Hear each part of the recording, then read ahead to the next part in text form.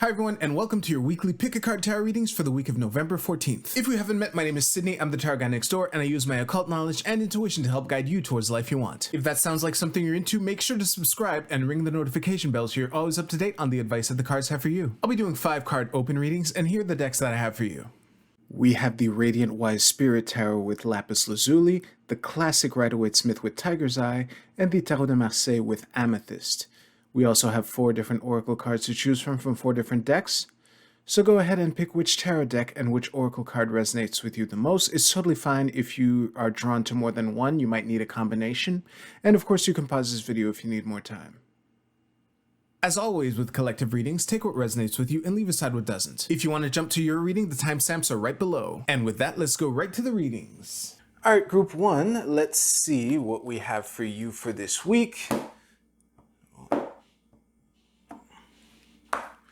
As is the new custom, I'm going to throw down all 5 cards, stare at them in silence. Don't panic, group 1. Don't panic. There we go. There's some solace here, and this explains a lot of what we saw in the reading thus far. Give me a second here. This should be good for you. Excellent. All right. Group 1, this is looking like a pretty straightforward reading. It's looking like this week is going to be a good opportunity for you to finally move beyond some limiting beliefs, to finally realize that the things that were holding you back were not necessarily insurmountable, which I am getting from the caveat that I give all the time, which is that the chains around these people's necks are loose fitting. They can take these chains off at any time and walk away. And it's looking like the limitations that you thought were limitations, the illusion of them is finally falling by the wayside, for lack of a better term. But it's looking like you might not, how can I say this? It's looking like you might need a little help from some friends, which I'm getting mainly from the 5 of Coins and the 3 of Cups, which I'm seeing more as a celebration on the other side of that. What I would invite you to do, there are 2 main things to consider. First of all, the theme of the Justice card here is some guidance that can help you as well throughout this week, which is what is the right thing? What is the right way to go about this? Is this the correct, fair, balanced way to go about it? I think that the contemplation of questions like that could be a good tool for you to finally realize that you're not as trapped as you might think you are. It's funny too, because the 8 of Swords and the Devil card have very similar messages. And the fact that the 8 of Swords is in reverse is what's giving me the impression that it's finally time to lay them to rest. As dramatic as you know, it might seem, it is setting you up for the next thing, and you have a nice celebration on the other side of that, or at least something to look forward to. So again, is this the right thing to do? What is the right thing to do? And also, who in my network can help me out? Because that would be a good, this week would be a good time for you to, you know, profit from that, for lack of a better term. So honestly, that is basically what I have for you, group 1. Thank you very much for trusting me with your reading. You can use the timestamps in the description below to jump to your Oracle card reading. I'll see you there.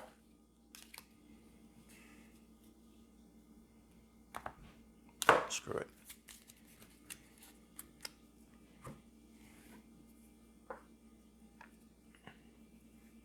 All right, group 2, let's see what we have for you for this week. Oh, all right. Well, this is nice.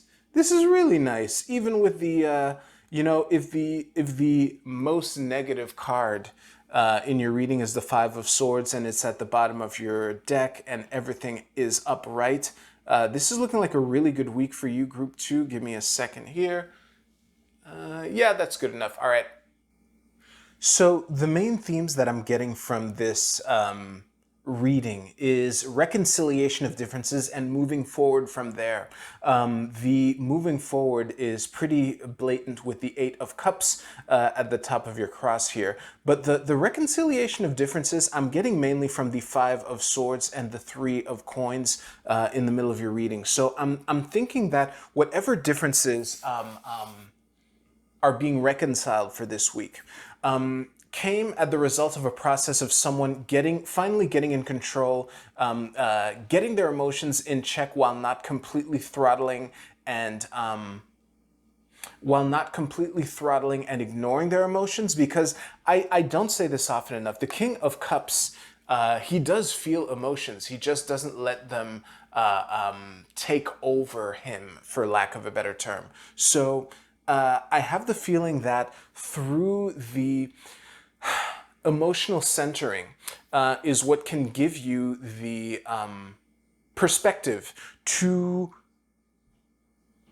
bring your point of view across to the people who are with different points of view in a way which convinces them without making them feel butthurt, for lack of a better term. Like the fact that this Five of Swords is upright combined with the rest of this reading here is really giving me the impression that whatever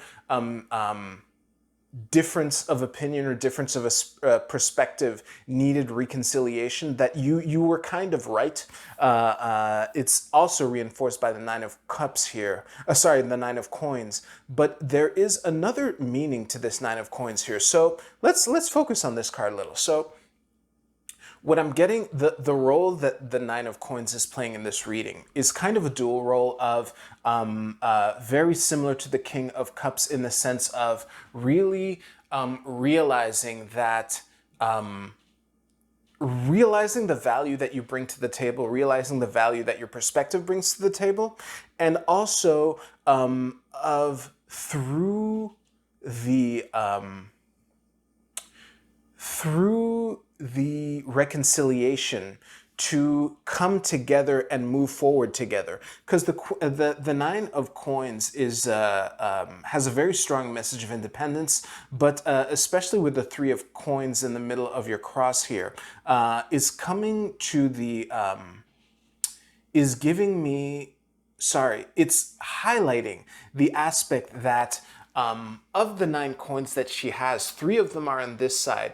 And something that a lot of readers interpret this as is that these are 3 coins that she can give to others generously from her place of abundance, from her place of independence and abundance. So I have the feeling that whatever the disagreement was that has brought you to this week, that finally moving forward from this is going to be cause for a major celebration, which is what I'm getting from the Four of Wands here.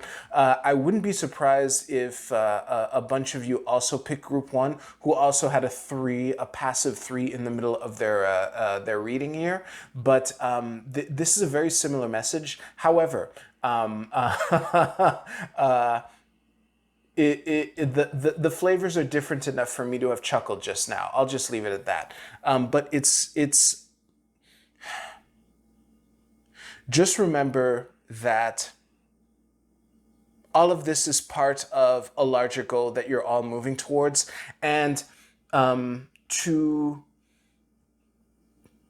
with gentleness and generosity to set the conditions for y'all to move towards this goal together. Yeah, I think that was a mic drop right there. So thank you very much for trusting me with your reading, Group 2. If you want, you can use the timestamps below to jump to your Oracle card reading. I will see you there.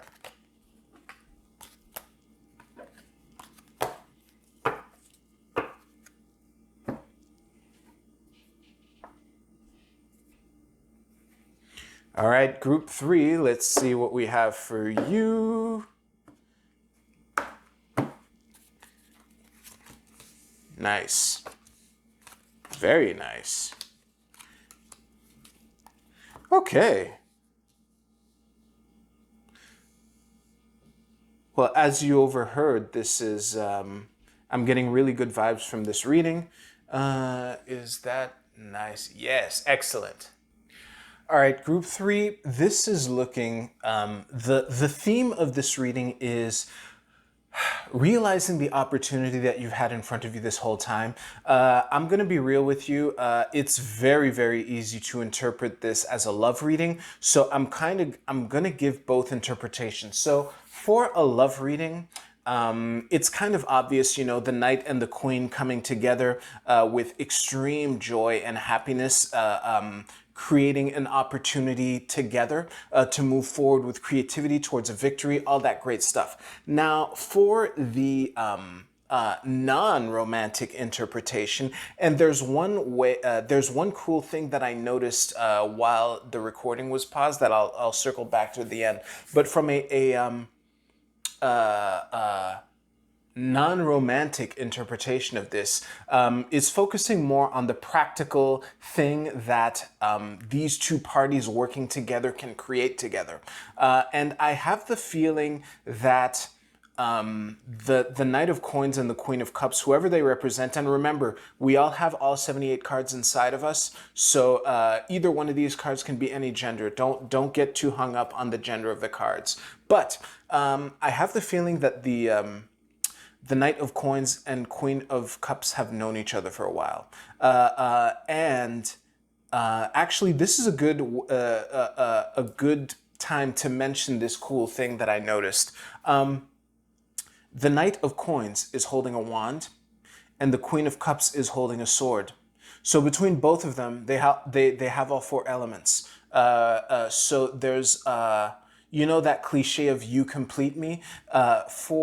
For these two parties for this week, it's looking like a real opportunity to hook up, not in the sexual way, although for some of you maybe, and actually my fingers are intertwined like this to actually form a really tight bond that can let you achieve this victory together. Yeah, and also just to reinforce the notion that any card can be any gender, since the Knight of Coins is in the middle of your cross, I am biased towards thinking that this is you and that the Queen of Cups is another party, although in this particular reading, I don't think it matters. But one thing is for sure, you know, there's a lot of cups and coins in this reading. The only such card is the Six of Wands at the bottom of your deck. So it's looking like a lot of emotions and a lot of ways to funnel that emotional energy into something tangible and concrete, but the birth of it, you know, because this is an ace. But all in all, this is a really good reading. I hope that whatever partnership is created or is reinforced for this week, you know, is fruitful in the long term beyond this week, but it's looking like a really good week for both of these parties. So on that note, thank you very much for watching. You can use your timestamps to jump a couple seconds into the future to the Oracle card portion of your reading. Thank you very much.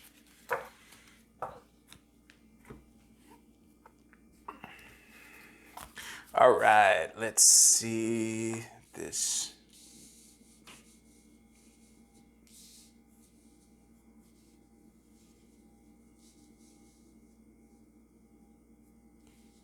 Yeah, that'll do.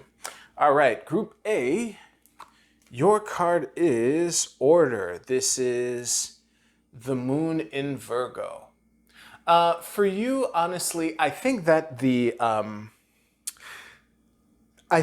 for you, this card is an invitation to really harmonize the fact of the phrase "everything in its right place" is leaping out to me to the point where me attempting to say anything else than that phrase was coming out all tongue-tied and shit.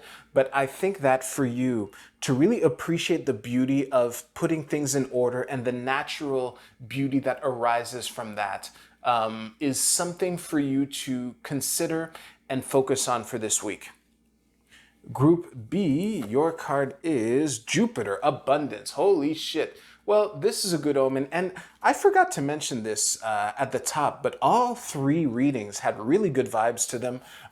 So really, you know, it's been a pretty hectic couple of weeks for most of us, and the rest of the year is, astrologically speaking, not looking like it's gonna be that calm. So for especially those of you who chose this card, it's a real opportunity to focus on abundance, create abundance, and enjoy the abundance that you have.